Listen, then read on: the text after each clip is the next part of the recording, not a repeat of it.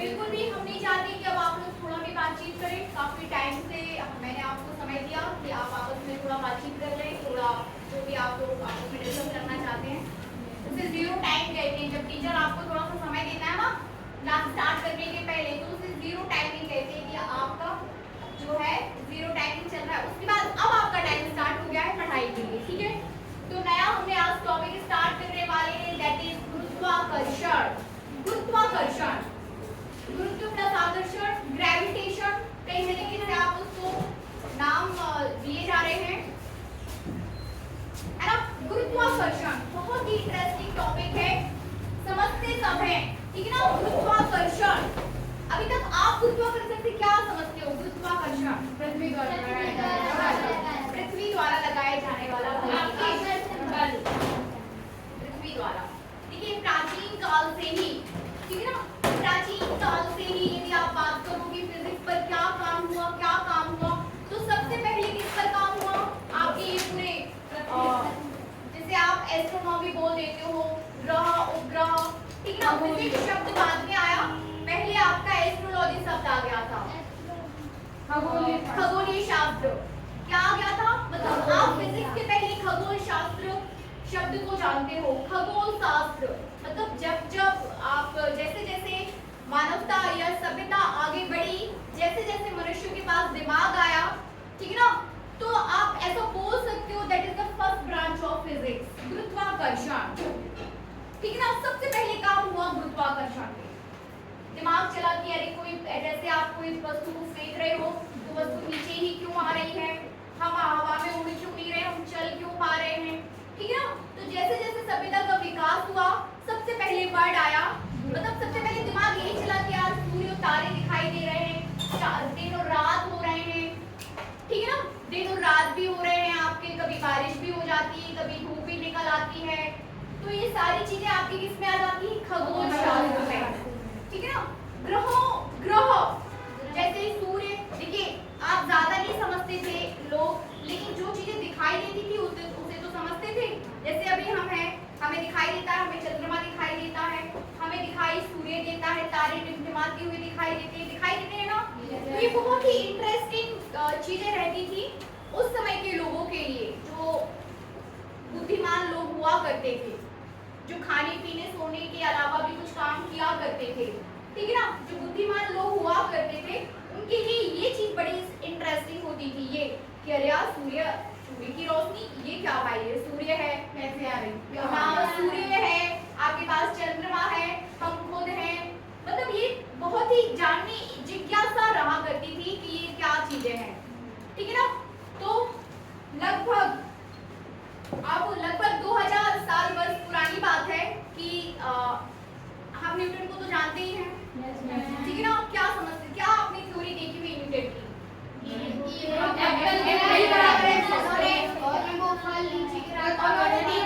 वो बगीचे पे लेटे हुए थे और एक एप्पल जाके नीचे जमीन पर गिरा, तो उनका दिमाग चला कि भाई ये एप्पल नीचे ही क्यों गिरा, ऊपर क्यों नहीं चला गया, ठीक है ना। इसके पहले भी कई सारी चीजें आपके इन टॉपिक से रिलेटेड हो चुकी थी, इससे भी पहले, ठीक है।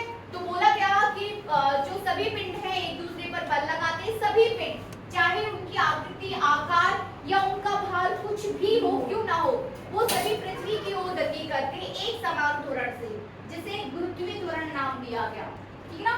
क्या नाम दिया गया? गुरुत्वीय त्वरण, गुरुत्वीय त्वरण, ठीक है। चलिए गुरुत्वीय त्वरण हम सभी समझते हैं, दैट इज जी 9.8 मीटर पर सेकंड स्क्वायर। सीधा मतलब है कि इस त्वरण से, है ना, इस त्वरण के साथ सभी पिंड पृथ्वी की ओर गति करते हैं। आकाश में आप कोई भी चीज को फेंकोगे तो वो नीचे की तरफ आएगी, किस त्वरण के साथ आएगी? इस त्वरण के साथ, g = 9.8 मीटर पर सेकंड स्क्वायर, ठीक है ना। इसके बाद यदि आप थोड़ा सा आगे बढ़ोगे तो लगभग, जिसे आप गुरुत्वीय त्वरण कहते हो, ठीक है ना, इसके बाद लगभग 2000 वर्ष पूर्व, कितने वर्ष पूर्व? 2000 वर्ष पूर्व वैज्ञानिक टॉलमी आए,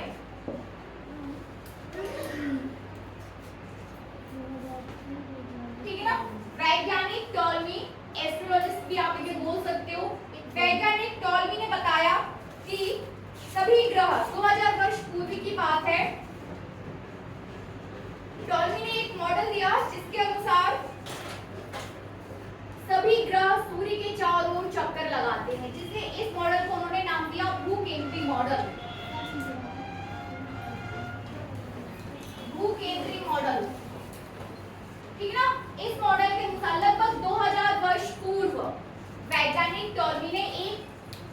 मॉडल प्रतिपादित किया जिसका नाम उन्होंने रखा भूकेंद्री मॉडल, ठीक है ना। इसके अनुसार भूकेंद्री मॉडल के अनुसार पृथ्वी भूकेंद्री से क्या मतलब आपको समझ में आ रहा है? ठीक है ना। भूकेंद्री मॉडल दिया लगभग 2000 वर्ष पूर्व पहले, ठीक है ना। इसके बाद लगभग 1000 वर्ष पूर्व, इसके बाद की बात है, इसके बाद, ठीक है ना। इसे आप फर्स्ट मॉडल समझ सकते हो। फर्स्टली वैज्ञानिक टॉलमी ने भूकेंद्री मॉडल दिया, है ना, जिसके अनुसार आपको पता ही चल गया है। इसके बाद की बात करें, दूसरा मॉडल लगभग आया आपका 1600 वर्ष पूर्व। अभी से 1600 वर्ष पूर्व, क्या है? अभी से जब से पुस्तक छपी है तब की बात है। अब इसमें 2000 से और भी शब्द आपके ईयर्स ऐड हो चुके होंगे, ठीक है ना।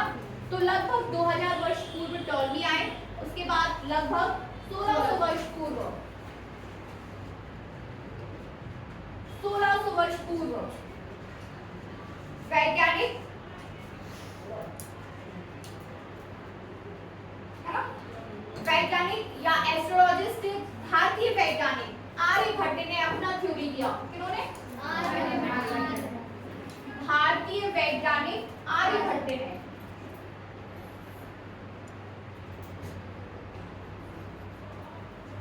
अपनी थ्योरी दी। इस अपनी थ्योरी को उन्होंने नाम क्या दिया? सूर्य केंद्री मॉडल, ठीक है ना।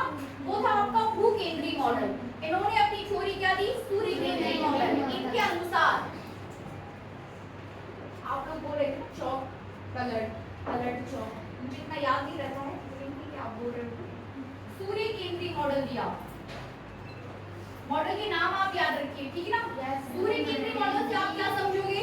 सूर्य केंद्र में है, उसका सभी ग्रह सूर्य केंद्र में है और उसके चारों ओर सभी ग्रह वृद्धि मार्ग में ना करके बल्कि अंडाकार मार्ग में गति कर रहे हैं, ठीक है ना। इन्होंने थोड़ा सा इसको क्या किया? मॉडिफाइड किया। भूकेंद्री मॉडल को थोड़ा सा मॉडिफाइड किया और बोला कि सूर्य आपका केंद्र में है और सूर्य के चारों ओर अन्य ग्रह, देखिए दीर्घवृत्ताकार भी नहीं बोल रहे, वो यहाँ पर अंडाकार मतलब अंडाकार कक्षाओं में गति कर रहे हैं, ठीक है ना। ओवल शेप्स में गति कर रहे हैं सभी ग्रह, ठीक है ना। इसके बाद आया आपके पास निकोलस कोपरनिकस, लगभग 1000 वर्ष पूर्व।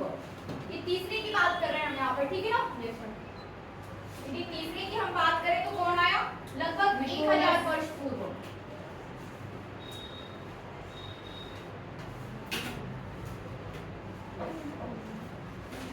निकोलस कोपरनिकस,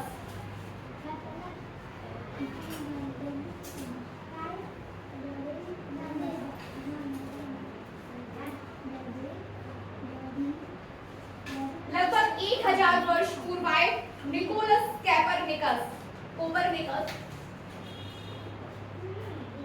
जिन्होंने भारतीय वैज्ञानिक आर्यभट्ट के सिद्धांतों की पुष्टि की, ठीक है ना। क्या की? पुष्टि की।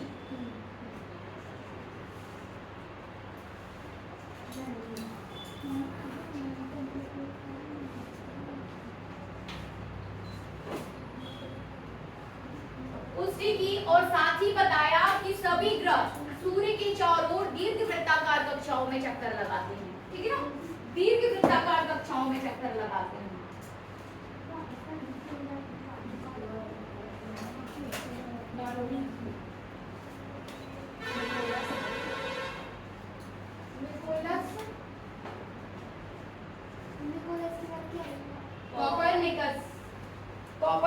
निकोलस कोपरनिकस, ठीक है ना।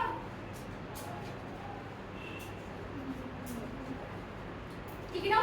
इतने सारे साइंटिस्ट या वैज्ञानिक या फिर एस्ट्रोलॉजिस्ट, सबसे पहले आप टॉलमी की बात करते हैं लगभग 2000 वर्ष पूर्व, इसके बाद लगभग 1600 वर्ष पूर्व भारतीय वैज्ञानिक आर्यभट्ट ने अपनी थ्योरी दी। उसके बाद निकोलस कोपरनिकस आए, उन्होंने अपनी थ्योरी दी, ठीक है ना, उन्होंने बताया। इसके बाद आए कौन? केपलर। फाइनली चौथे नंबर पर आप केपलर की बात करोगे। केपलर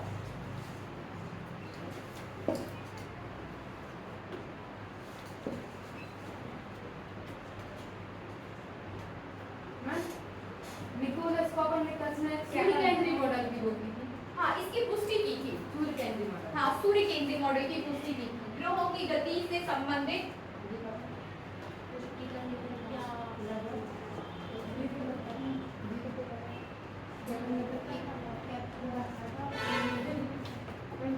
फिर से मैं रिपीट करना चाहती हूँ। लगभग 1000 वर्ष पूर्व, अभी से लगभग 1000 वर्ष कैप्लर का नहीं दिया, नहीं लगभग बहुत साल होगी, 5-6 साल हो गई। हाँ उनसे कम है, ठीक है। तो ये पूरी थ्योरी आपकी गुरुत्वाकर्षण पर समय समय पर कई सारे वैज्ञानिक आए, साइंटिस्ट आए या एस्ट्रोलॉजिस्ट वर्ड भी, आप खगोल शास्त्री वर्ड भी वहां पर यूज कर सकते हो। खगोल शास्त्री जो ग्रह उपग्रह से संबंधित चीजों पर अध्ययन किया करते थे उन्हें हम खगोल शास्त्री बोलते हैं। सबसे पहले टॉलमी आए, उन्होंने अपनी थ्योरी दी, उन्होंने बताया कि हाँ कुछ चीजें हैं जो आपको आकर्षित कर रही, मतलब है ना, लगभग 2000 वर्ष पूर्व भू केंद्रीय मॉडल उन्होंने दिया, ठीक है। इसके बाद आप बात करेंगे लगभग 1600 वर्ष पूर्व भारतीय वैज्ञानिक आर्यभट्ट, जिन्होंने सूर्य केंद्रीय मॉडल दिया, भू केंद्रीय मॉडल दिया, सूर्य केंद्रीय मॉडल दिया, सूर्य केंद्रीय, ठीक है ना, सूर्य केंद्रीय मॉडल दिया। सूर्य सभी इस मॉडल के अनुसार सभी ग्रह सूर्य के चारों ओर चक्कर लगाते हैं, प्रत्येक कक्षाओं में चक्कर लगाते हैं, ठीक है ना। इसके बाद क्या, निकोलस कोपर्निकस ने आर्यभट्ट के मॉडल की पुष्टि की, ठीक है, पुष्टि की, बताया कि हाँ आप जो बोल रहे हो वो सही है, एकदम सही है, ठीक है ना। इसके बाद केपलर है, देखिए यहाँ तक आपने देखा कि हाँ सूर्य ग्रह के चारों चक्कर लगा रहे हैं, ये चीजें चलती आ रही हैं, ठीक है ना। लेकिन उस गति के या चक्कर लगाने के क्या नियम है, ठीक है ना, क्या नियम है, कितने सेकंड में आप कितनी दूरी तय कर लेते हो, एक चक्कर पूर्ण करने में आपको कितना समय लगता है, ये सारी चीजें किसने दी, केपलर ने, ठीक है ना, केपलर ने, जिसे आप बोल सकते हो कि ग्रहों की गति से संबंधित नियम उन्होंने प्रतिपादित किए, ठीक है। तो अब हम हेडिंग देंगे केपलर के नियम, हेडिंग कीजिए केपलर के नियम। समझ आया सभी को? यस। ये सारे देखिए ये चीजें आपको पता होना चाहिए, ठीक है ना। केपलर के नियम, हेडिंग कीजिए केपलर की गति संबंधित नियम। ये साफ कर दूं? यस। ठीक है, नोट किया आप लोगों ने? यस।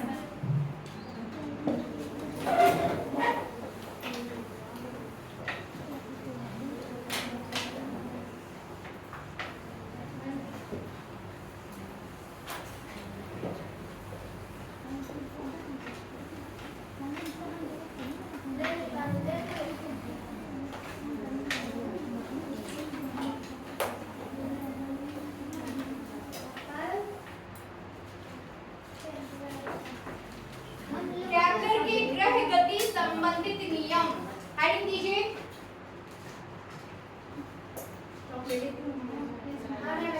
हेडिंग मुझे किस कलर से देनी है? केपलर से भी दे दो। केपलर पिंक हमको रिमाइंडर ये पिंक, और मैं ग्रीन कलर से नहीं देखेगा शायद, नहीं देखेगा, देखता है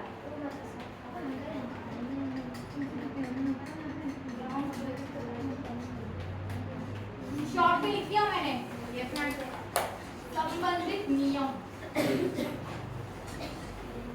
ध्यान से सुनिए, याद करना है इसको, अभी 2 लाइन में मैं बोलूंगी आपको, ठीक है ना। देखिए पहला नियम आपको क्या बोलेगा, पहला नियम ये बोलेगा कि सभी ग्रह दीर्घ वृत्ताकार कक्षाओं में चक्कर लगाते हैं, सभी ग्रह, सूर्य उसके केंद्र में होता है, मतलब एक मॉडल टाइप का है, आप सब समझते हैं, सोलर सिस्टम आप सब समझते हो, ठीक है ना। कोई नई चीज नहीं है आपके लिए, पर हाँ इनके लिए बहुत नई चीज थी जिन्होंने इसको पर काम किया। ध्यान से सुनिए, सभी ग्रह सूर्य के चारों ओर चक्कर लगाते हैं, दीर्घ वृत्ताकार, आपको शब्द यूज करना है यहाँ पर, दीर्घ वृत्ताकार कक्षाओं में चक्कर लगाते हैं, और सूर्य सभी ग्रहों के केंद्र में होता है, ठीक है ना। सूर्य कैसा है, सभी ग्रहों के केंद्र में है, सभी ग्रह सूर्य के चारों दीर्घ वृत्ताकार कक्षाओं में चक्कर लगाते हैं, पहला नियम, ठीक है ना। अभी आप सिर्फ समझिए, मैं नोट अभी करा रही हूँ। दीर्घ वृत्ताकार कक्षाएं, ठीक है ना। दूसरा नियम देखिए, दूसरा नियम आपका ये है कि t² = r⁻³ to the power Q, ठीक है ना। जहां पर t आवर्तकाल है और r दीर्घवृत्ताकार कक्षा की त्रिज्या। दीर्घवृत्ताकार कक्षा की त्रिज्या मतलब ग्रह को सूर्य से मतलब एक चक्कर पूर्ण करने में लगभग इतना मतलब ये आपका त्रिज्या और आवर्तकाल के बीच रिलेशन है कि t square is directly proportional to the r to the power q। हर एक ग्रह के लिए आवर्तकाल अलग-अलग होगा, हर एक ग्रह के लिए दीर्घवृत्ताकार कक्षा की त्रिज्या क्या होगी, अलग-अलग होगी, ठीक है ना। तो जो आप परिक्रमा कर रहा है ग्रह, उसके लिए आवर्तकाल और दीर्घवृत्ताकार कक्षा की त्रिज्या के बीच जो रिलेशन है that is t square is directly proportional to the r to the power q, ठीक है ना। तीसरा नियम देखिए,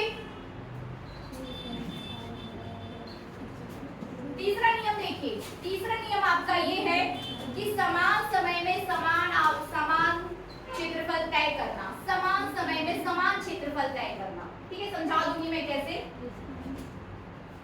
समान समय अंतराल में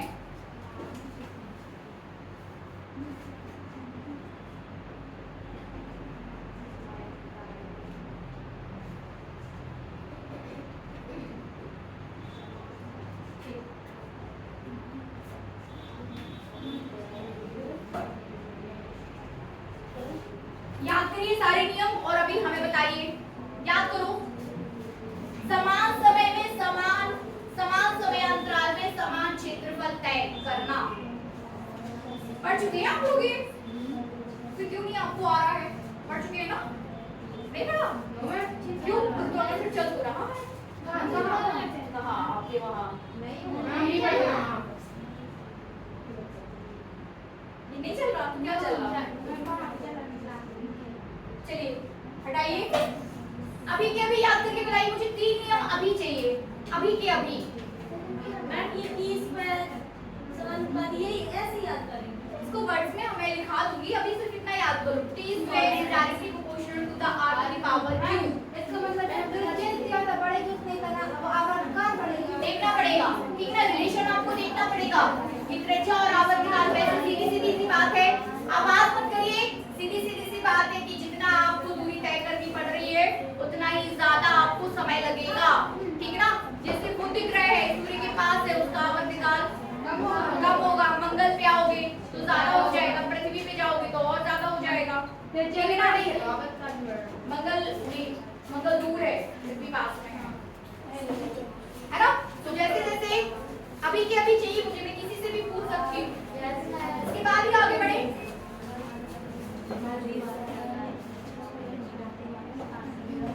याद क्यों करना मुझे समझ नहीं आ रहा, इतनी इजीली मैंने आपको समझा दिया, ठीक है ना। बात फिर से सुनिए, बहुत इजीली मैंने आपको डिस्क्राइब कर दिया कि देखिए भाई ये आपके पास सूर्य है और इसके चारों दीर्घवृत्ताकार कक्षाओं में सभी ग्रह चक्कर लगाते हैं, ठीक है ना। तो बोलने में क्या दिक्कत है कि सूर्य सभी ग्रहों का केंद्र है और उसके चारों कक्षाओं में चक्कर लगाते हैं। बात खत्म? यस मैम, ठीक है ना। और आपको पता ही, आपसे सिर्फ बोलते और लिखते नहीं बनना, लेकिन आपको पता है, ठीक है ना। ऐसा नहीं है कि ये सूर्य और ये वृत्ताकार ऐसा है, नहीं है मैम, ये क्या है, गलत है, ठीक है ना। ये चीज कैसी है, गलत है। ये सूर्य है और ये दीर्घवृत्ताकार कक्षा है, ऐसे चक्कर लगा रहे हैं, ठीक है ना। बनेगा वृत्तीय मार्ग और दीर्घवृत्ताकार मार्ग, इन दोनों में अंतर कर पा रहे हैं? यस मैम, है ना। वृत्त में घूमना और दीर्घवृत्ताकार घूमना, इन दोनों में अंतर कर पा रहे हैं, वेरी गुड। अब याद हुआ? यस मैम, समझ आया? Yes ma'am, yes ma'am. फिर अभी आप सिर्फ इतना याद करो, t स्क्वायर समानुपाती r3, समानुपाती r3 याद करो। अभी क्या छोटी नहीं है, हो गए मेरे। इसके बाद तीसरा समान समय अंतराल, समान क्षेत्रफल तय करना, ठीक है। अब ये कैसे, इसको समझिए, ठीक है ना। इतना याद हो गया ना कि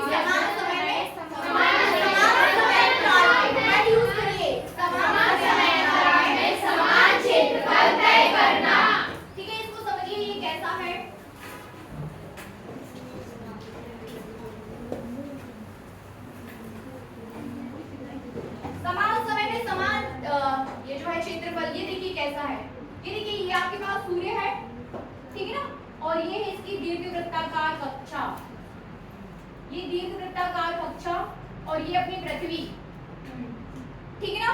पृथ्वी अभी T1 समय पर है और पृथ्वी थोड़े समय के बाद आफ्टर पृथ्वी अभी A पर है, पॉइंट A पर, समय T1 पर पॉइंट A पर है, ठीक है ना, इतनी बात क्लियर।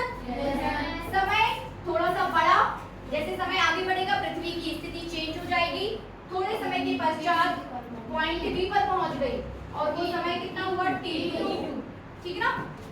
अब क्षेत्रफल की बात करें तो इस पॉइंट को इस पॉइंट से मिला दें, सूर्य को इस पॉइंट से, जो दो पॉइंट आपने सिलेक्ट किए हैं, ठीक है ना, गति करते हुए पृथ्वी के जो दो पॉइंट आपने सिलेक्ट किए हैं वो A है और B है, इतनी बात क्लियर है।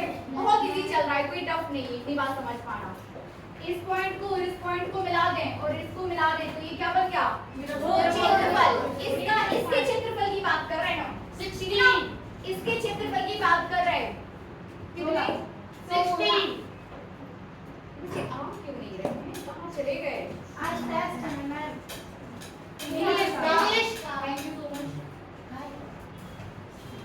चलिए इस बात को समझे, ये समान समय में समान क्षेत्रफल तय करना, समान समय अंतराल में समान क्षेत्रफल तय करना। अब समान समय अंतराल मतलब T1 minus T2, T1 minus T2 को यदि आप समान समय अंतराल के लिए T1 माइनस T2 और फिर T3 माइनस T4 करें, अगले दो पॉइंट्स ले लें हम, ठीक है ना, अगले दो पॉइंट्स ले लें, ठीक है ना। यहाँ से चलने के बाद आपकी पृथ्वी यहाँ पहुँच गई, ठीक है ना, यहाँ से यहाँ तक के लिए पॉइंट A से पॉइंट B और B से C तक पहुँची, यहाँ से यहाँ तक के लिए यदि समय कितना लिया गया T2 माइनस T3 कर लेंगे, ठीक है, या फिर दो अलग पॉइंट्स ले लेते हैं, कोई दिक्कत नहीं है। यहाँ से यहाँ तक समझ लीजिए 1 घंटे में पहुंची, 1 आवर, 60 मिनट 1 आवर, और यहाँ से यहाँ तक भी आप 1 आवर की बात कर रहे हो, अगले 1 घंटे की बात कर रहे हो, अगला 1 घंटा समान समय अंतराल हो गया।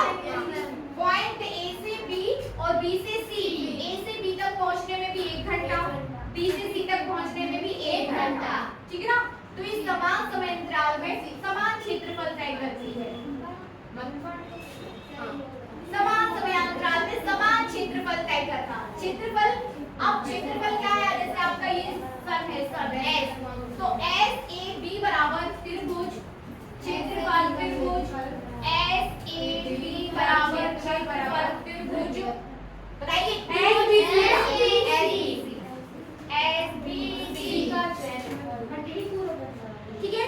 ये इसे बोलते हैं समान समय में समान क्षेत्रफल तय करना, इसे बोला जा रहा है।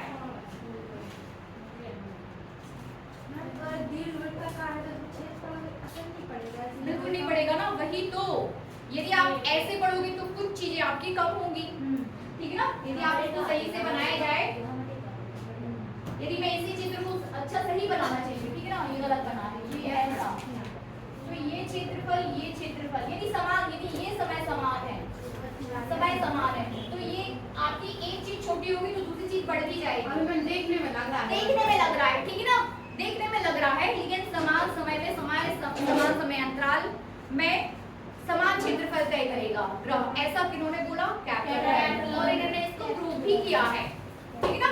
इस चीज को प्रूव भी किया गया, इस नियम को प्रूव भी किया गया है, ठीक है। फिर ये तो आपसे बन ही जाएगा। बाकी तीन नियम है, कैप्लर के 3 नियम, और तीनों ही नियम आज ही आपसे मैं सुनना चाहती हूँ, आज ही।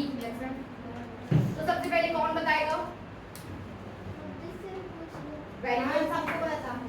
क्या हुआ? जी चलिए कोई नहीं, तो सबसे पहले कौन बताएगा? यहाँ से बताइए, कौन बताएगा सबसे पहले? मैं बोली पति नहीं बता पाओगे,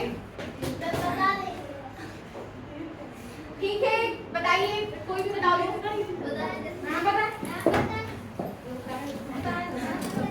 चलिए पारुल से पूछ लेते हैं। आइए पारुल, आपकी बहन है, आइए है, आपको नहीं पता? आप बोलो।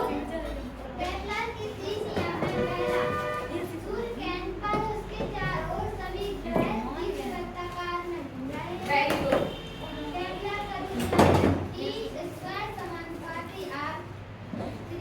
बनेगा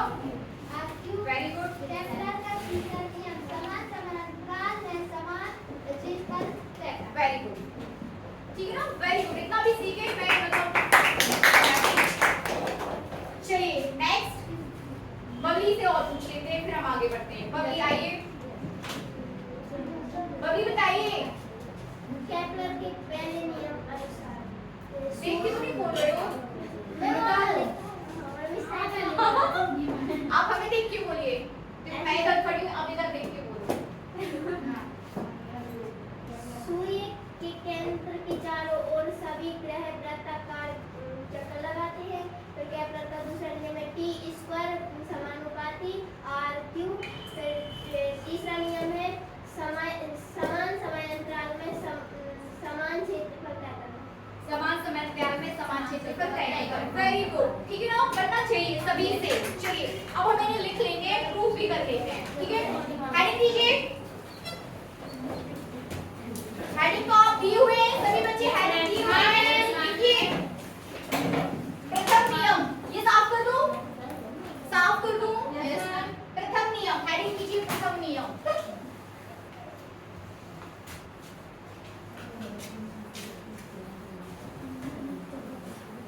जो बच्चे नहीं आ रहे हैं उनका नुकसान है कि नहीं? क्योंकि आपको क्लास में ही आपकी तैयारी हो रही है, फिर उसके बाद आप घर जाओगे और फिर उसको एक बार और देख लोगे, तो फिर आप तैयार हो उसको आंसर करने के लिए, है कि नहीं? दीजिए प्रथम नियम।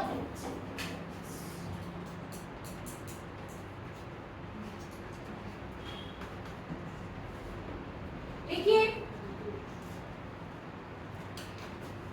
प्रत्येक ग्रह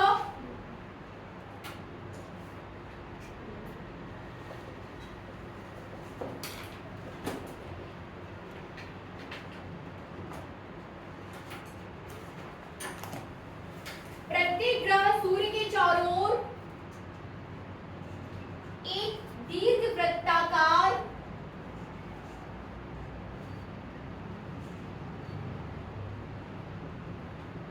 एक दीर्घवृत्ताकार कक्षा में चक्कर लगाता है। एक दीर्घवृत्ताकार कक्षा में चक्कर लगाता है जिसके एक फोकस पर सूर्य स्थित होता है।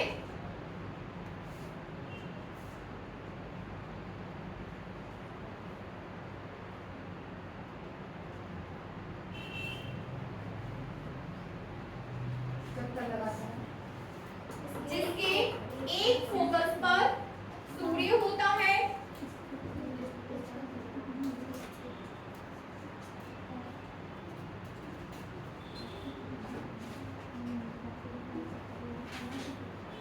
ठीक है ना। प्रत्येक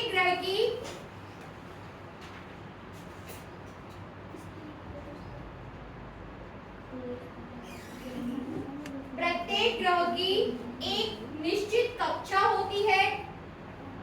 प्रत्येक ग्रह की एक निश्चित कक्षा होती है तथा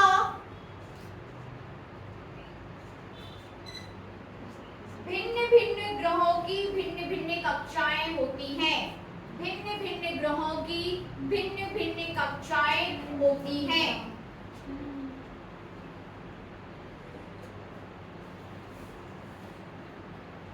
ठीक है ना। चलिए चित्र बनाइए।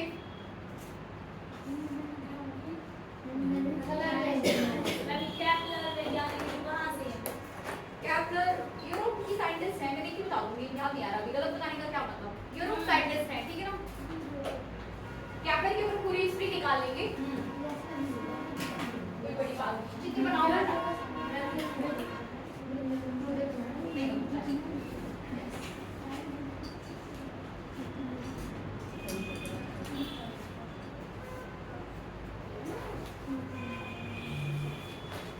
ये आपका दीर्घवृत्त बनाइए।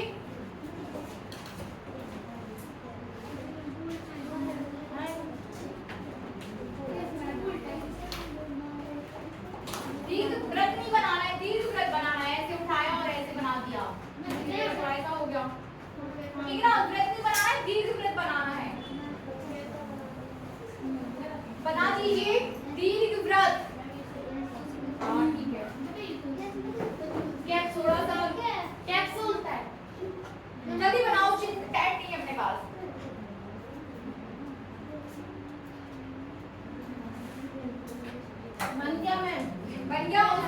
फोकस पर सूर्य दे दो, यहाँ पर, यहाँ कहीं हम उसे सूर्य बनाएंगे, सूर्य, ठीक है ना, सन। और ये आपका क्या हो जाएगा, ग्रह, ग्रह, और ये इस तरीके से गति कर रहा है ग्रह, ठीक है ना, एक फोकस पर, केंद्र में नहीं, मतलब एक फोकस पर, केंद्र में नहीं, ठीक है। हर एक ग्रह के अलग अलग जो है आपके कुछ नहीं चेंज होगा, एकदम सही ये नियम कि समान समयांतराल में समान क्षेत्रफल तय करना, कुछ नहीं गड़बड़ होने वाला, सब एकदम सही है, ठीक है ना। किस दीजिए, ग्रह, देखिए प्रत्येक ग्रह की दो त्रिज्याएं, प्रत्येक दीर्घ वृत्त की दो त्रिज्याएं होती हैं, एक को आप लघु दीर्घ कक्षा बोलते हो, लघु दीर्घ त्रिज्या, और दूसरे को क्या बोलते हो, दीर्घ त्रिज्या, ठीक है ना। तो इसको, ये जो आपके पास दीर्घ त्रिज्या है, इसे आप 2a बोल सकते हो, दैट इज 2a, और ये हो जाएगी आपकी ये वाली, इसकी बात कर रही हूँ, तो ये हो जाएगी आपके पास 2b। केंद्र में स्थित नहीं होगा, एक फोकस पर स्थित है, वर्ड को समझिए, एक फोकस पर स्थित है, ठीक है ना। ये 2b, ये आपके पास लघु दीर्घ कक्षा हो जाएगी, ये दीर्घ कक्षा हो जाएगी, ठीक है, 2a एंड 2b, दीर्घ कक्षा, ये वाली दीर्घ कक्षा, और ये लघु। यहाँ देखो आयुषी, ये जो है ये चीज आपकी, ये देखिए लंबा जा रहा है, इसीलिए दीर्घ, ये छोटा जा रहा है, इसलिए ये लघु है ना, समझ गए। लघु कक्षा और लघु दीर्घ कक्षा और दीर्घ कक्षा, ये लघु कक्षा दीर्घ कक्षा भी बोल सकते हो, इन शॉर्ट, ठीक है। एक 2a और दूसरा 2b। आगे देखिए,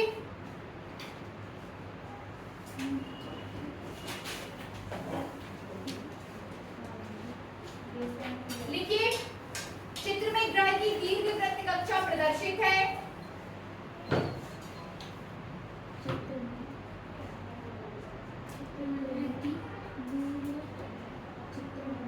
चित्र में ग्रह की दीर्घ वृत्त कक्षा प्रदर्शित है,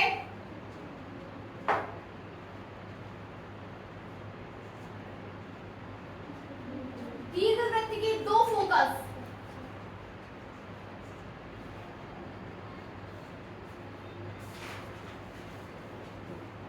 F1 व F2, दो फोकस F1 व F2, ठीक है ना, दो फोकस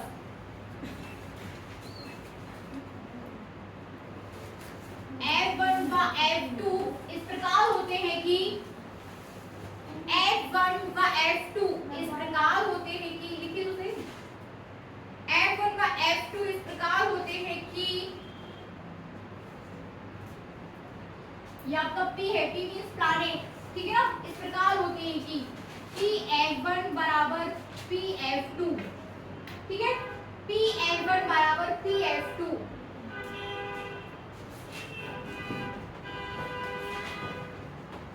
P(F1) बराबर P(F2),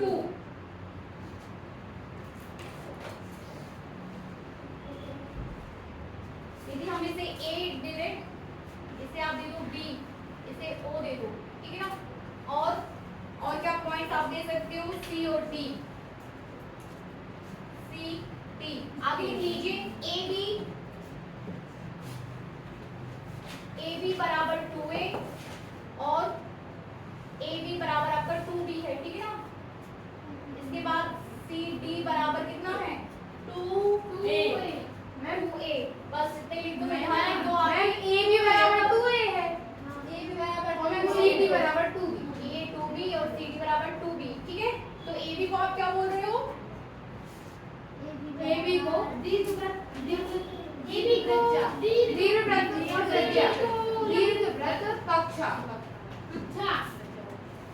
वृत्त त्रिज्या बोल सकते हैं, दीर्घ वृत्त त्रिज्या और ये लघु वृत्त त्रिज्या,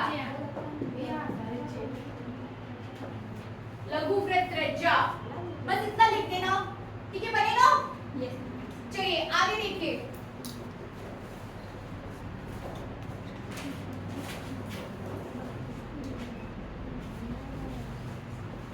द्वितीय नियम, हेडिंग कीजिए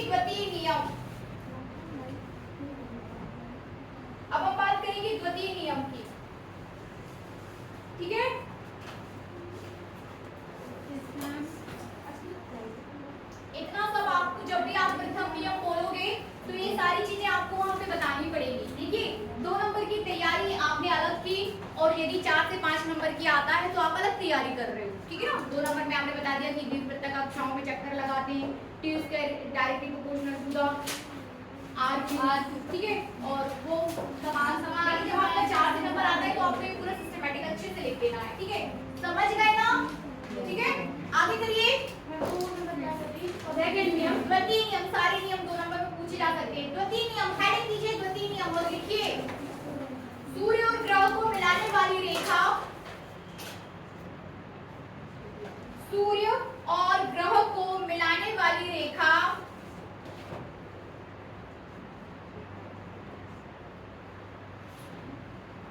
बराबर समय में बराबर क्षेत्रफल तय करती है। सूर्य और ग्रह को मिलाने वाली रेखा बराबर समय में बराबर क्षेत्रफल तय करती है, अर्थात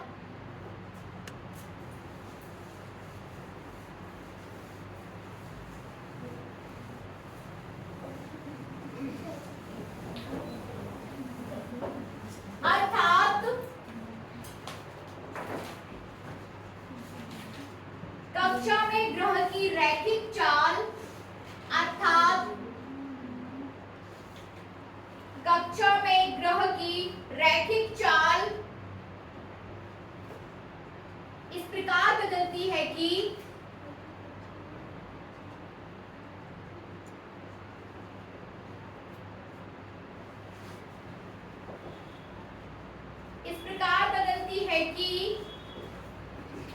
ग्रह को सूर्य से मिलाने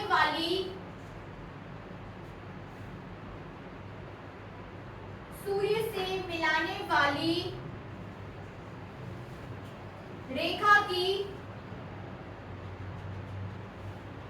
क्षेत्रीय चाल नियत बनी रहे, ठीक है ना, नियत बनी रहे।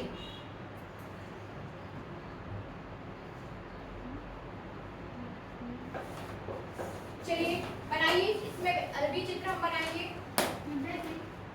ये आप पहले सबसे पहले काम क्या रहता है, दीर्घवृत्त खींच लो।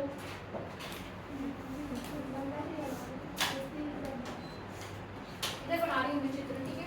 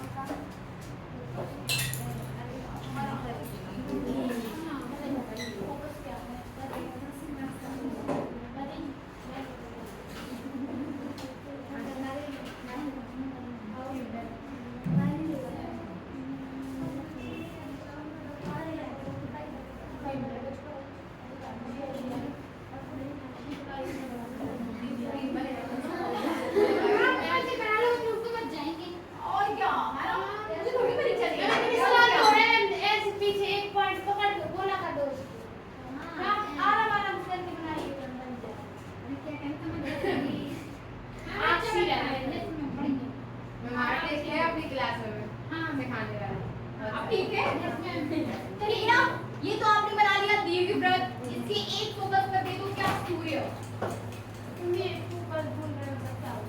एक फोकस किसी बिंदु पर, आपको किसी एक बिंदु पर बीच में नहीं होता है, ठीक है ना, किसी एक फोकस कर देना। क्या हुआ है, देखो आपकी चीज नहीं बदल रही, बिंदु पर आप फोकस हो, जैसे आप हमारे फोकस में हो, इट मींस कि आप चेंज नहीं हो रहे हो, ठीक है ना। एक फोकस केंद्रित करें, आपको मैंने अपनी दृष्टि से आपको केंद्रित कर दिया। अब इसका मतलब ये नहीं कि आप केंद्र में हो, मेरी दृष्टि से आप क्या हो, मतलब जो भी है वो आप फोकस पर स्थित हो, ठीक है ना। केंद्र पर भी यूज नहीं करेंगे, एक फोकस पर स्थित हो, किसी एक बिंदु पर आप क्या हो, स्थित हो, ठीक है। तो ये आपका सन है, ये ग्रह, अभी ग्रह आपका यहाँ पर है, फिर यहाँ पर है, फिर यहाँ पर है। इस तरीके से भी बनाइए, ग्रह के डिफरेंट पॉइंट लीजिए,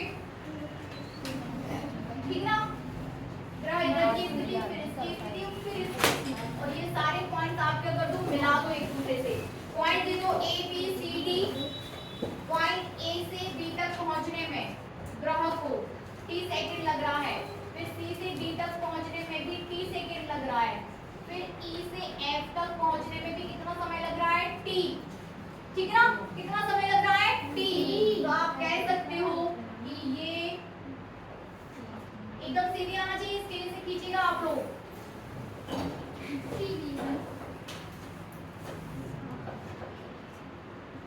ऐसे ही सारे पॉइंट्स मिला दीजिए, एस से।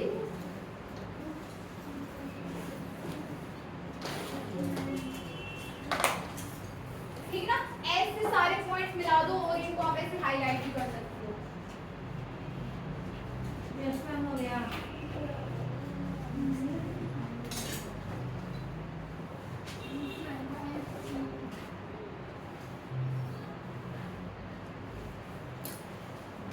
इस तरीके से आपने चीजों को क्या कर दिया, हाईलाइट कर दिया। अब आगे देखिए, दो वर्ड आए आपके पास, रैखिक चाल और क्षेत्रीय चाल। ठीक है ना, दो वर्ड हैं आपके पास, कौन कौन से, रैखिक चाल, क्षेत्रीय चाल। रैखिक चाल और क्षेत्रीय चाल। एक समय में तय किया गया, ठीक है ना, रैखिक चाल और क्षेत्रीय चाल। चाल बराबर दूरी बटे समय, ये दूरी बटे समय। ठीक है ना, ये भी दूरी बटे समय, लेकिन ये क्षेत्रफल बटे समय हो जाएगा। क्षेत्रफल और ये दूरी, रैखिक दूरी, ये मत समझा रही हूं मैं। रैखिक दूरी, ये रैखिक दूरी आपकी एफ ई रैखिक दूरी है। क्या है, एफ ई रैखिक दूरी है। फिर यहाँ पर आपकी बीसी, डीसी क्या है, रैखिक दूरी है। यहाँ पर ई रैखिक दूरी है। क्षेत्रफल क्या हो जाएगा, एस ए बी क्षेत्रफल हो जाएगा, एस सी डी क्षेत्रफल हो जाएगा, एस ई एफ क्षेत्रफल हो जाएगा। ठीक है, एक लाइन आपने लास्ट में लिखी है, बताइए क्या लिखा हुआ है,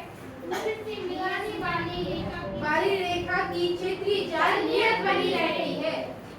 ठीक है ना, किस तरीके से नियत बनी रहती है, कि रैखिक चाल इस प्रकार बदलती है कि, रैखिक चाल इस प्रकार बदलती है कि क्षेत्रीय चाल नियत बनी रहे। ठीक है ना, आपकी क्या है, क्षेत्रीय चाल जो है नियत बनी रहे। इसके लिए आपको क्या चाहिए, रैखिक चाल की बात करो। यहाँ पर रैखिक दूरी, यहाँ पर रैखिक दूरी आपकी क्या हो जाएगी, कि आप इसको किसी एक को उठा लेते हैं। ठीक है, कौन सा ले लें, एफ ई एस। यदि आप इसको ले लो तो यहाँ पर रैखिक दूरी क्या है, एफ ई और समय टी है।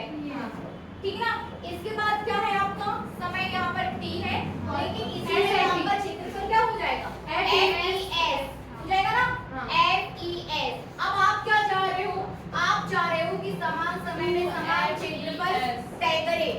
ठीक है ना, समान समय में समान क्षेत्रफल। ये एफ ई और ये एफ ई तो आपका कांस्टेंट ही रहेगा। यदि आप क्षेत्रफल की बात करो तो एफ ई क्या है, कांस्टेंट ही रहेगा। फिर से अब आप लाइन को पढ़िए, फिर से देखिए, रैखिक चाल को क्या लिखा है आपने, रैखिक चाल इस प्रकार बदली जाएगी ग्रहों को सूर्य से मिलाने वाली रेखा की क्षेत्रीय चाल नियत बनी। ठीक है ना, तो रैखिक चाल आपका क्षेत्रीय चाल नियत बना रहा है, किसके द्वारा, रैखिक चाल के द्वारा। मतलब आपका एफ ई वाई टी इस प्रकार समंजित रहेगा, एफ ई वाई टी इस प्रकार समंजित रहेगा कि F E S Y T नियत बना रहे। F E S Y T कैसा बना रहे, नियत। मतलब ये और ये इन सभी के क्षेत्रफल बटे समय बराबर रहेंगे। यहाँ से यहाँ तक पहुँचने में आपको समान क्षेत्रफल, ठीक ना, यहाँ से यहाँ तक और यहाँ से यहाँ तक दोनों ही समय अंतराल में जितना भी आप क्षेत्रफल तय करोगे वो सब कैसा रहेगा, समान क्षेत्रफल। Is that clear? आगे लिखिए, इसमें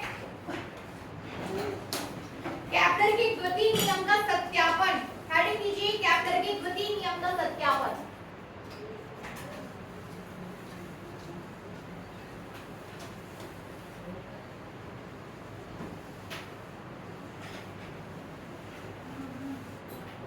कैप्लर के द्वितीय नियम का सत्यापन।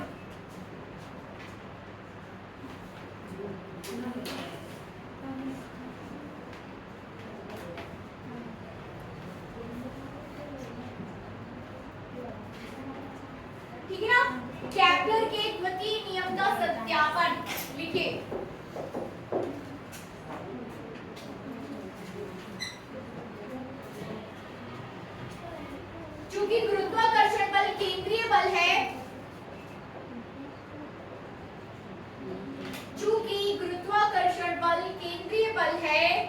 अतः सूर्य के परितः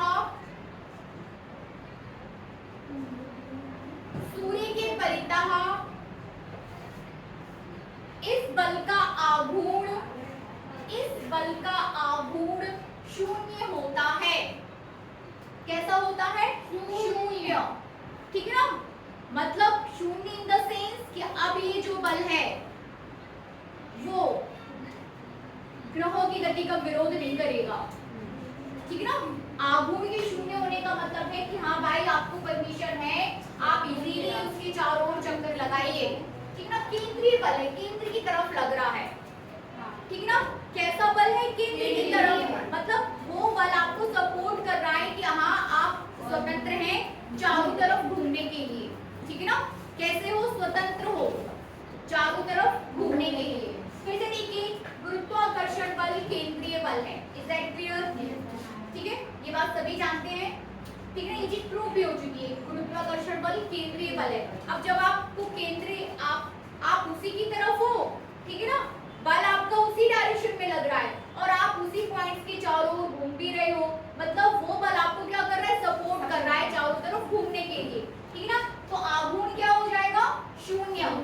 ठीक है ना, आघूर्ण शून्य हो जाएगा। आगे लिखिए, अतः सूर्य के फलतः ग्रह का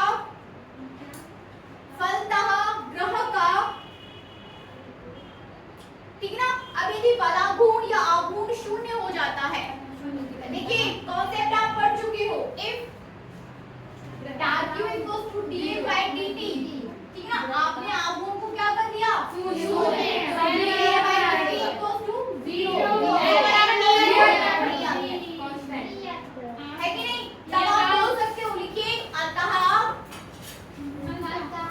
फलतः कोणीय संवेग संरक्षित रहता है। हाँ, फलतः ग्रह का सूर्य के परितः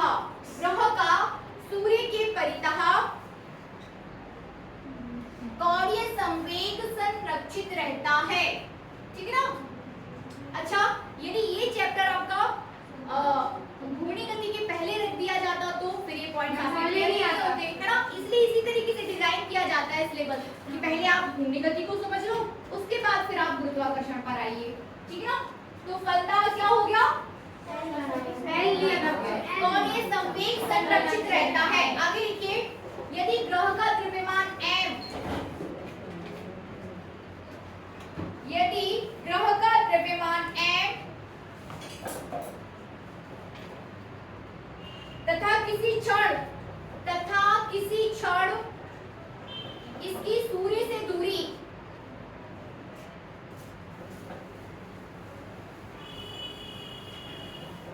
ठीक है ना, ग्रह का द्रव्यमान m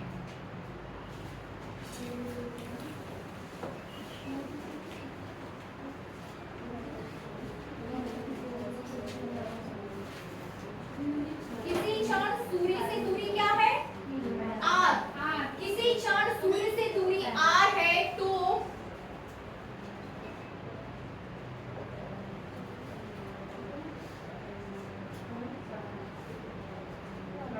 ठीक है ना, किसी क्षण सूर्य से दूरी क्या है? r।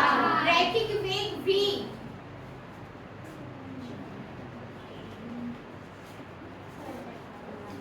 रैखिक वेग v, तो कोणीय संवेग कितना हो जाएगा? कोणीय संवेग कितना हो जाएगा? n equals to mvr। ठीक है ना, mvr आपने द्रव्यमान बता दिया, आपने दूरी बता दी और ये बता दिया। ठीक है ना, तो ये क्या हो जाएगा? mvr। कितना लिखिए अभी? mvr। और कैसा है ये mvr? नियत। ये भी लिख लीजिए, mvr नियत। आगे करिए इसको,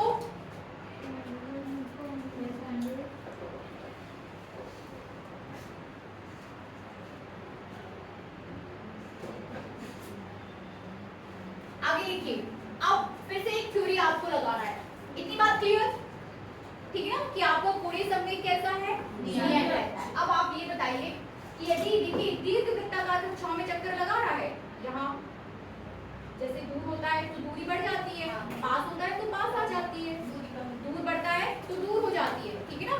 दूर होता है जैसे ये आपका सूर्य है और ये ग्रह है, ये दीर्घ वृत्ताकार, कभी पास कभी दूर। ये इसकी समझ आ रही है आपकी?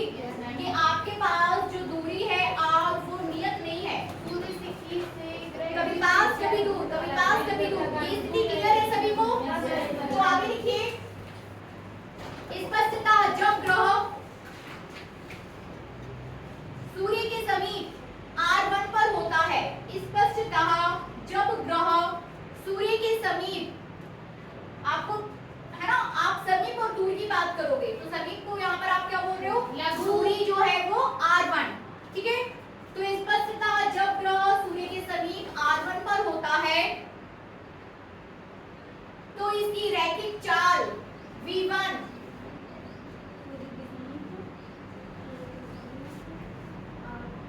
चाल बराबर दूरी बटे समय, ठीक है ना। चाल बराबर दूरी बटे समय, और आपको इसको ठीक है ना। हाँ देखिए, जब ग्रह सूर्य के समीप R1 पर होता है तो इसकी चाल V1 अधिक होती है, वो तेज गति कर रहा होता है, ठीक है ना। चाल कैसी होती है? अधिक होती है। वो आप आगे लिखिए, तथा जब ग्रह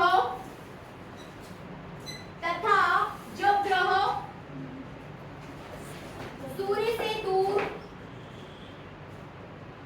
R2 पर होता है, सूर्य से दूर R2 पर होता है तो इसकी रैखिक चाल V2, तो इसकी रैखिक चाल V2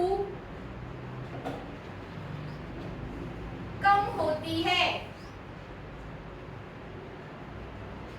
ठीक है ना। कैसी होती है?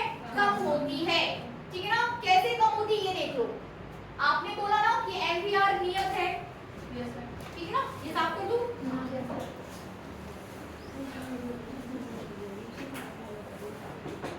आप लोग सोच रहे होंगे कि स्टार्टिंग में तो कितना इजी था, अभी लेंथी होते जा रहा है, लेकिन ऐसा सोचना नहीं है। Concept by concept, then concept, then concept, सारे कॉन्सेप्ट क्लियर है, एकदम इजी है, ठीक है ना। आपने बोला एमवीआर नियत है, बोला ना। एमवीआर कैसा है? नियत है। आपने दो स्थितियां ली, एक R1 स्थिति और दूसरी R2 स्थिति। R1 पर वेग आपका V1 है, ठीक है ना, और R2 पर जो वेग है वो क्या है? V2 है, ठीक है। अब आप क्या बोल रहे हो? यहाँ पर आपका ये सब वेग कितना हो जाएगा? mv1 r1। देखिए द्रव्यमान तो वही है पिंड का या ग्रह का, यदि एक ग्रह जो आपने पकड़ लिया है उस ग्रह का द्रव्यमान वही रहेगा। तो यहाँ पर m1 v1 r1 और यहाँ पर m2 r2 m2 नहीं आएगा, m v2 r2, ठीक है ना। आप क्या बोल रहे हो? mvr नियत, it means m1 v1 r1 बराबर v2 r2, ठीक है ना। ये चीज कांस्टेंट है आपकी। आपने बता दिया कि R1 is less than R2, बोल दिया ना कि R1 is less than R2। अब नियत करने, इन दोनों को बराबर करना है आपको, तो देखिए ये चीज बराबर में हो गई, R1 is less than R2, तो फिर आप क्या बोल सकते हो? R1 समीप है ना सूर्य के, तो कम नहीं हुआ, इसलिए V1 greater than V2 हो जाएगा। यहाँ पर V1 greater than V2, इसीलिए आपने जो लिखा है ना कि आपका जो पॉइंट R1 पर रैखिक चाल अधिक होती है, ये इसीलिए है क्योंकि एमवीआर आपका नियत है। Is that clear? किरण, ये बात समझ आई? यदि आपका एमवीआर नियत है, R1 पता है आपको कि आप समीप है तो कम दूरी है, वो R2 ज्यादा है तो ज्यादा दूरी पर है, m दोनों साइड कांस्टेंट है, तो आपको बोलना पड़ेगा कि V1 is greater than V2, ठीक है ना। V1 is greater than V2। Lastly आपने लिखा है ना कि उसकी रैखिक चाल R2 को होता है तो उसकी रैखिक चाल V2 क्या हो जाती है? कम। ये सब लिख लो पूरा, इसके बाद हम आगे बढ़ते हैं। जल्दी करिए और थोड़ा सा इसको कंप्लीट करना है। पूरा लिखिए।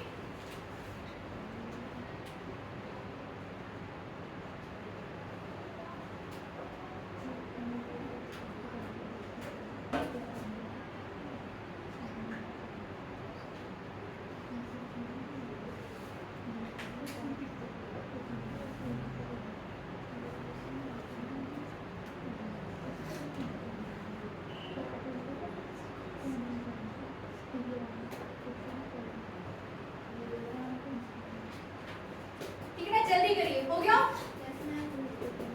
चलिए अब एक चीज को आपने जो यहाँ लिया है ना, इसको छोटा सा हम यहाँ बना लीजिए। इन सॉर्ट इसको उठाया, ठीक है ना, इसको उठाया और यहाँ रख दिया। पॉइंट्स देखो यहाँ पे पॉइंट्स हैं, ये देखो ये एस, ये आपका ये हो गया और ये आपका ये हो गया। मैंने उठा लिया, इस पॉइंट को एस दे दो, ठीक है ना। बाकी दूसरे पॉइंट्स आप दे दीजिए एफ, ये वाला ले लो ए बी, कोई भी ले सकते हो, ठीक है ना। ए बी, समय यहाँ पे टी है, यहाँ पर समय टी प्लस डेल टी हो जाएगा। यहाँ पर त्रिज्या आर है तो यहाँ पर आर प्लस डी आर हो जाएगा, ठीक है ना। दूरी यहाँ पर डिस्टेंस कितनी है आर, समय टी, क्या है समय टी। यहाँ पॉइंट बी पर मतलब पॉइंट ए से पॉइंट बी तक पहुंचने में टी प्लस डी टी समय ले रहा है, ठीक है ना। आर प्लस डी आर हो जाएगा, ठीक है ना। इतनी ज्यादा दूरी उसको क्या करनी पड़ रही है, तय करनी पड़ रही है। लिखिए, चित्र बना लो छोटा सा और इसको कंप्लीट करो फटाफट।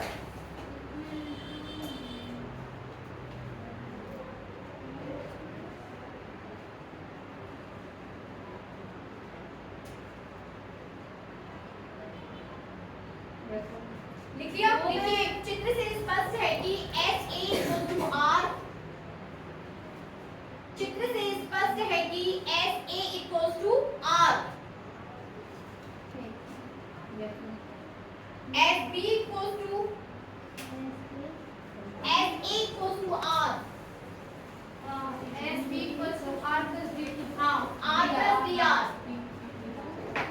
Are plus D R, H A equal to R, H B equal to R plus D R, ठीक है ना।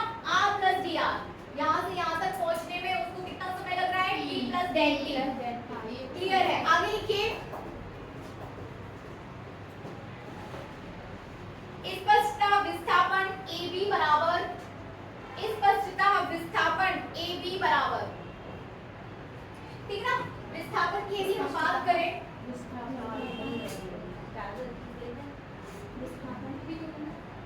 स्पष्टता विस्थापन देखिए कितना हो जाएगा विस्थापन, ये देखिए सभी रूप में यदि आप देखो, इसकी दिशा इस तरफ, इसकी दिशा इस तरफ, तो विस्थापन क्या हो जाएगा, ए बी बराबर बताइए कितना आएगा, R plus D R plus R, ठीक है ना। R plus D R minus R, ma'am समान ये समान नहीं है, ये इस तरफ जा रहा है, दूसरी तरफ जा रहा है, इसकी दिशा इस तरफ है, यस मैम, ठीक है ना। तो कितना हो जाएगा, R plus D R minus R, ठीक है।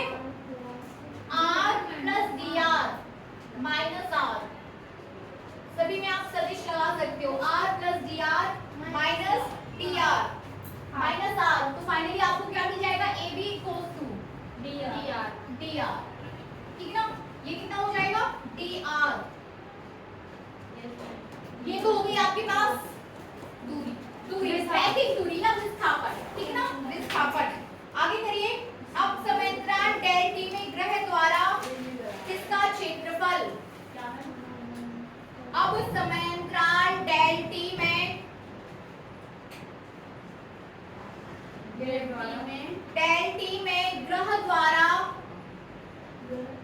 ग्रह द्वारा तय किया गया क्षेत्रफल, ग्रह द्वारा तय किया गया क्षेत्रफल, ठीक है ना। ग्रह द्वारा तय किया गया क्षेत्रफल बताइए फटाफट, एस ए बी, बहुत बढ़िया, ये तो त्रिभुज है। आप क्षेत्रफल तो लग जाएगा, ठीक है। आप S A plus S B क्षेत्रफल त्रिभुज, एस ए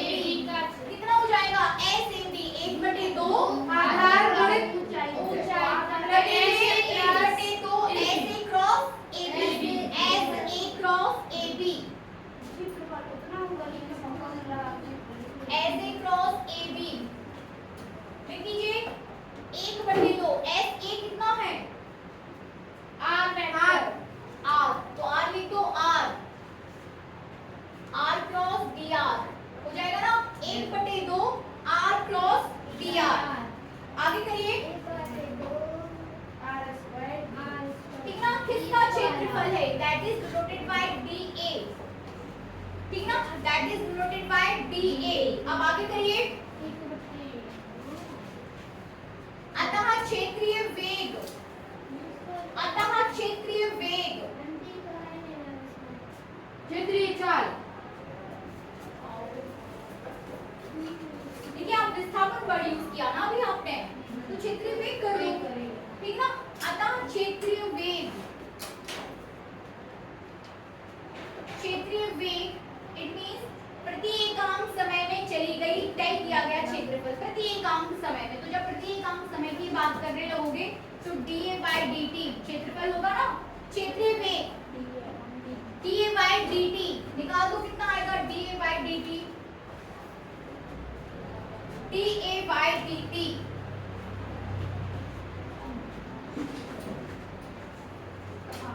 क्या हाँ, यहाँ देखो dA/dt यानी कि d/dt as it is a कितना है आपके पास, 1/2 r क्रॉस dr है कि नहीं, समझ आ रहा, 1/2 r क्रॉस dr, पूरा करिए इसको, 1/2 r को बाहर ले लो, देन dr/dt आ जाएगा, dr/dt 1/2 और r को बाहर लिख लो और dr/dt कर दो। इसके बाद dr/dt को आप कितना लिख सकते हो, फटाफट बताइए, dr/dt को हम कितना ले लें, SB, dr/dt को v, वेरी गुड, ठीक है ना, dr/dt क्या हो जाएगा, वेग, सो 1/2 RV, ठीक है ना, 1/2 RV। यहाँ तक पहुंचिए, 2 मिनट का और रहेगा, वैसे कंप्लीट कर लेंगे ना, 1/2 RV हो गया सभी का, यहाँ तक पहुंच रहे सभी बच्चे, एनी प्रॉब्लम,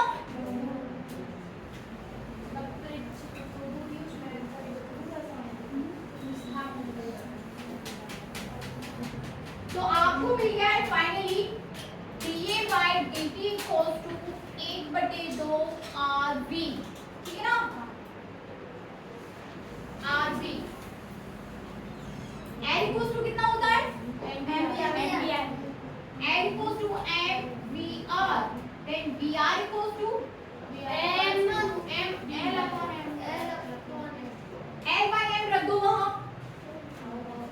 उपरोक्त समीकरण में RV का मान रखने पर, उपरोक्त समीकरण में RV का मान रखने पर, RV कितना है आपके पास, L/m पुट कर दीजिए, पारुल ठीक है ना, L/m dA/dt equals to 1/2 L/m रख दीजिए,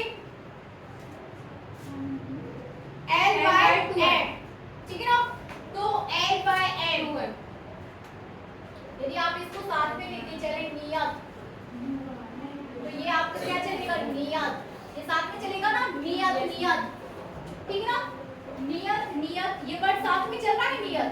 अब मुझे r into v की जगह कितना लिखना है, L/m नियत, ठीक है ना, पूरा लेंगे L/m नियत,